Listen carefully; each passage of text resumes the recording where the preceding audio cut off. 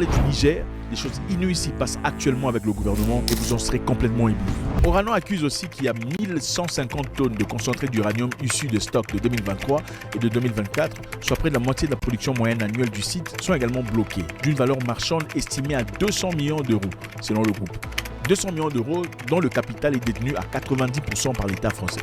Donc Orano, en réalité, quelque part, l'État français joue un rôle très important dans cette histoire. Le Niger a bloqué à hauteur de 200 millions d'euros la production d'Orano, d'après Orano. Reste à confirmer par le gouvernement nigérien.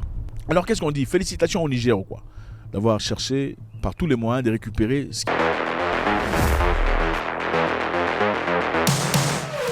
Niger, voici la carte. Super pays, beau peuple, très intéressant. Je vous encourage d'aller y jeter un coup d'œil quand vous avez un peu d'occasion. Les spécialistes français de l'uranium, Orano, a été poussé. En tout cas, comme jamais dans le passé. Et ils ont confirmé que les autorités nigériennes avaient pris contrôle des opérations de sa filiale minière au Niger. Félicitations ou quoi? Bah écoutez, comme on est africain, on fait quoi? Ouais. Ok. Donc, le Niger vient de reprendre contrôle total de sa filiale minière au Niger. Ce mercredi 4 décembre, un nouvel épisode a commencé. Okay?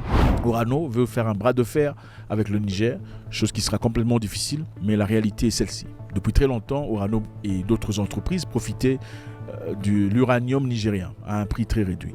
Je vous rappelle que depuis un temps, le prix de l'uranium nigérien était à 0,80 cents le kilogramme. Pendant la même occasion, le prix du même uranium, du même style d'uranium acheté au Canada valait 200 euros. Donc pour les Nigériens, on payait 0,80 et pour les Canadiens, on payait 200 euros. Cela démontre très clairement comment on pense de vous, ce qu'on ressent à votre égard. Quand on respecte une personne, la façon de le traiter est très évidente. Quand on ne la respecte pas, la façon de la traiter est très évidente. On vous rappelle qu'au Nigeria, il y avait un président qu'on appelait Mohamed Bazoum, qui n'est plus, évidemment, plus président, mais qui coopérait de manière facile avec l'Europe. Et c'est à travers lui que les Européens, en l'occurrence la France, profitaient de l'uranium nigérien. Et la France ainsi devint le plus grand producteur d'électricité dans le monde, distribuant l'électricité à plusieurs pays, pendant que les Nigériens eux-mêmes vivaient dans le noir. Et cette chose n'a pas été bien conçue, maintenant elle va changer. Je vous rappelle aussi à un temps donné, le Niger faisait venir l'électricité venant du Nigeria. Donc le Niger achetait son électricité, en tout cas une partie de son électricité au Nigeria, malgré que le Niger a autant d'uranium. Ok, alors depuis plusieurs mois, Orano alerte sur les ingérences, voilà comment il les appelle, les ingérences qu'ils subissent du gouvernement. Et depuis là, on comprend que c'est une stratégie qui avait bien été établie par le gouvernement nigérien.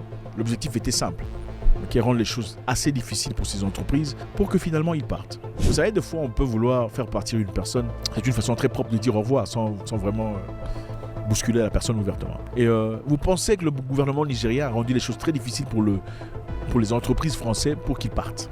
Orano accuse aussi qu'il y a 1150 tonnes de concentré d'uranium issus des stocks de 2023 et de 2024, soit près de la moitié de la production moyenne annuelle du site, sont également bloqués, d'une valeur marchande estimée à 200 millions d'euros, selon le groupe.